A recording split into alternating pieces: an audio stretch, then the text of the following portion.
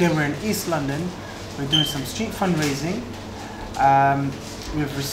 We've met a lot of generous people today who've donated generously. And to add to that, we've had a lot of great feedback, which has motivated and encouraged us to do more.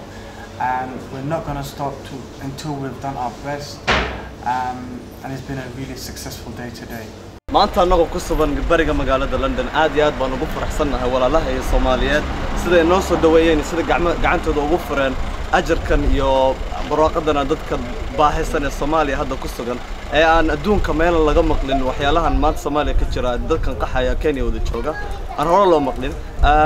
waxaan u mahadcelinayaa horta Ilaahay Azza wa Jalla oo noo fududeeyay oo maskaxdana siiyay dhalinyarada in isku wada yimaadaan ay khayrkan gacanta la wada galaan isla wada sameeyaan isla wada gartaan qof kasta Soomaaliya waxaana mas'uuliyad garbihiisa saaran waxa weeye in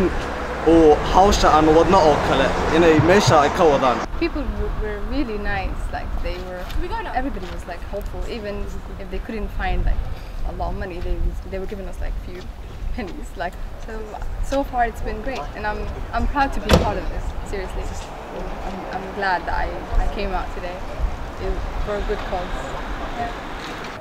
marka waxaan doonaynaa ummadda Soomaaliyeed gudaha joogaan inay nacaawiyaan gacan siiyaan insha Allah.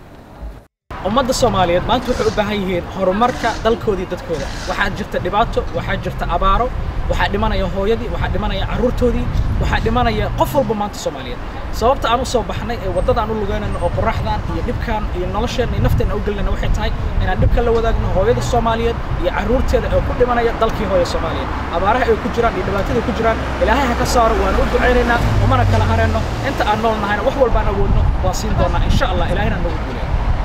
Today's been an amazing experience to meet lots of different people, all willing to come together to help our people. Now more than ever, we need to join together as one people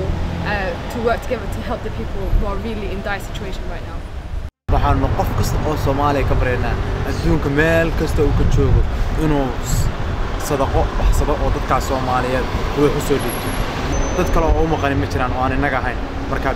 waan idin bariyaa qof kasta oo Soomaaliya oo videogan arki doona waxaad doonayd gareyn kartaa sadaqaad bixsan kartaa wixii aad bixin kartid waxaad ka bixin kartaa website-kayga hoos ku qoran videoga oo meesha aad donation ka sii aad ka bixin kartid aad iyo aad baan wanaagsantahay